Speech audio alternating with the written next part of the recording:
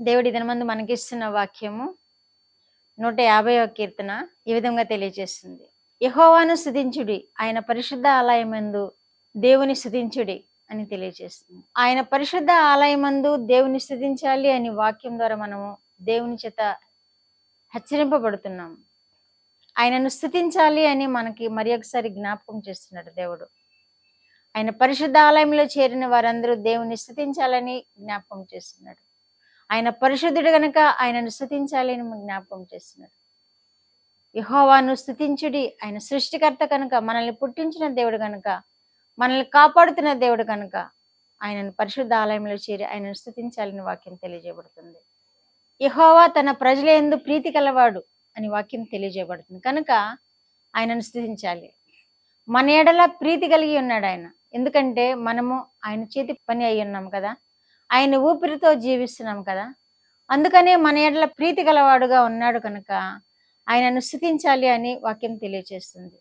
ఆయన దీనులను రక్షణతో అలంకరించును అని వాక్యం తెలియజేస్తుంది. ఎవరైతే దీన మనసు కలిగి ఆయనను వేడుకుంటారో వారికి రక్షణను అలంకరిస్తాడు అని వాక్యం తెలియజేస్తుంది కనుక దేవుని స్తుతించాలని వాక్యం జ్ఞాపకం చేస్తుంది మనల్ని.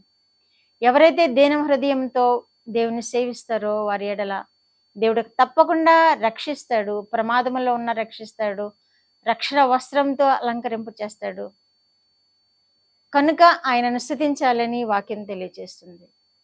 యెహోవా దయాదాక్షిణ్య పూర్ణుడు కనుకనే ఆయనను మనం స్తుతించాలి. మన ఎడల దయ కలిగి ఉండబట్టే, దయా దాక్షిణ్యములు కలిగి ఉండబట్టే మనము ఎన్ని ప్రమాదములు వచ్చినా కానీ, ఎన్ని ఇక్కట్లు వచ్చినా కానీ, ఎన్ని వ్యాధులు వచ్చినా కానీ మనము క్షేమముగా జీవించగలుగుతున్నాము అంటే మన ఎడల ఆయన దయ చూపబట్టే. అందుకనే దేవుని మనము స్తుతించాలి అని వాక్యం తెలియజేస్తుంది. ఆయన చేయుచున్న ఆశ్చర్య కార్యం బట్టి ఆయనను స్తుతించాలని వాక్యం తెలియజేస్తుంది. మన ఎడల ఎన్నో ఆశ్చర్య కార్యాలు జరిగించే దేవుడు.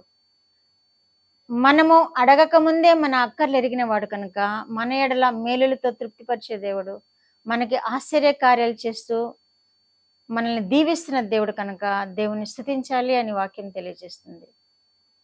ఆయన మాట ఇచ్చి నెరవేర్చేవాడు కనుక ఆయనను స్తుతించాలి అని తెలియజేస్తుంది. ఎన్నో వాగ్దానాలు పరిశుద్ధ గ్రంథంలో పొందుపరచబడి ఉన్నాయి. ఎన్నో వాగ్దానాలు మనం ప్రతిరోజు వాక్యం చదువుకుంటున్నప్పుడు ఏదో ఒక వాగ్దానంతో మనల్ని ఆశీర్వదిస్తూ ఉంటాడు దేవుడు. కనుకనే ఆయన వాగ్దానాలు మన ఎడల నెరవేరుస్తూ ఉంటాడు కాబట్టి ఆయనను స్తుతించాలి అని వాక్యం తెలియజేస్తుంది. మాట ఇచ్చి నెరవేర్చేవాడు ఆయన. వాగ్దానం అంటే మాట. ఆయన మాట ఇచ్చి మన ఎడల నెరవేరుస్తాడు కనుక ఆయనను స్తుతించాలని వాక్యం తెలియజేస్తుంది.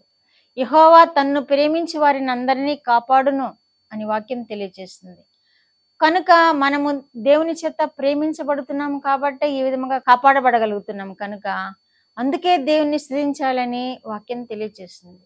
మనము కాపాడబడుతున్నాము అంటే ఆయన ప్రేమయే, మనము కాపాడబడుతున్నాము అంటే ఆయన జాలియే.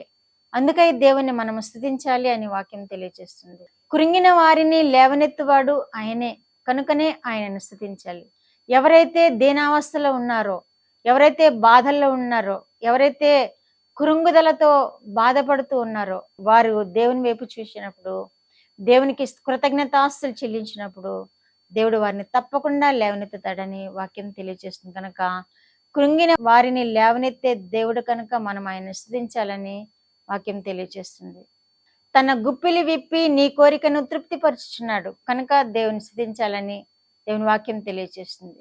ప్రతి జీవి కోరికను కూడా తృప్తిపరిచే దేవుడు కనుక ఆయనను స్తుతించాలి. నీవేమి అడుగుతున్నావో ఆయన గుప్పిలి విప్పి నీకు సహాయం చేస్తాడు. కనుకనే ఆయన మందిరంలో ప్రార్థన చేయాలి, స్తుతించాలి, వేడుకోవాలి. అప్పుడు ఆయన తన గుప్పిలి విప్పి నీకు సహాయం చేస్తాడు కనుక ఆయనను స్తుతిస్తూ ఆయనను వేడుకోవాలని వాక్యం తెలియజేస్తుంది. ఆయన ఒక్కడే మహాశ్చర్య కార్యములు చేయవాడు, ఆయన కృప నిరంతరం ఉండును కనుకనే ఆయనను స్తుతించాలి. ఇది నా జీవితంలో ఎన్నో మార్లు నెరవేరింది. నాకు 2001లో ఈ వాగ్దానం ఇచ్చారు దేవుడు. ఆయన ఒక్కడే మహాశ్చర్య కార్యములు చేయవాడు, ఆయన కృప నిరంతరము ఉండునని. ఆనాటి నుండి ఈనాటి వరకు నా జీవితంలో మహాశ్చర్య కార్యాలు చేస్తూనే ఉన్నాడు దేవుడు.